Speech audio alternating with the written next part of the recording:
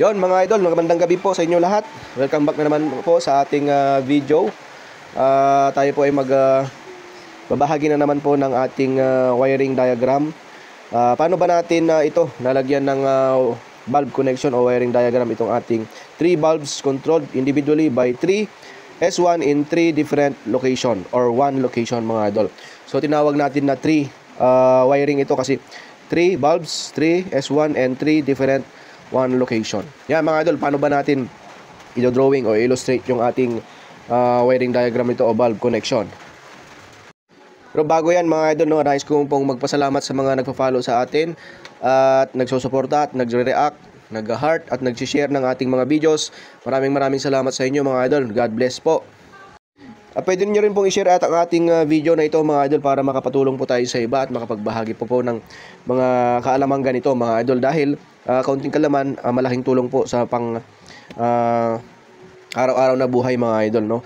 Lalong-lalo na po sa skills mga idol. Yon, mga idol, hindi na po natin papatagalin pa. Paano ba natin lalagyan ng wiring diagram itong ating 3 bulbs controlled individually by 3 S1 in 3 different 1 location mga idol, ano? Simple lang po ulit mga idol. Ang ating gagamitin ay line 1 tsaka line 2, no? Line 1, line 2. Ayan mga idol. So kung napanood niyo po yung mga nakaraan nating video, madali niyo na lang susundan to mga idol, no? Ginagawa ko to para sa mga beginners at gustong matuto mga idol. Pwede niyo rin po itong i-share mga idol, ano? At screenshot kung gusto niyo pong ma-save yung ating wiring diagram o bulb connection. So saan po pupunta yung line 1 natin mga idol? Usually ang line 1 natin ay papunta po yan sa receptacle mga idol, sa bumbilya.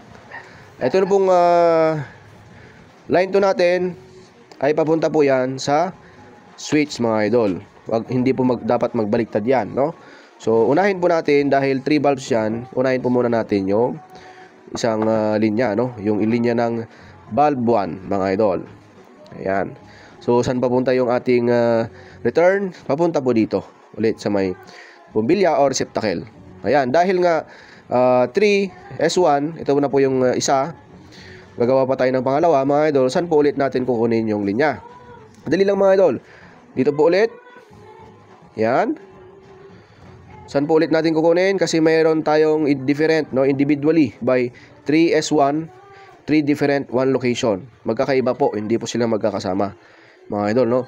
So dito po natin kukunin yung isang switch ng pangalawang bumbilya. Yan, bulb 2.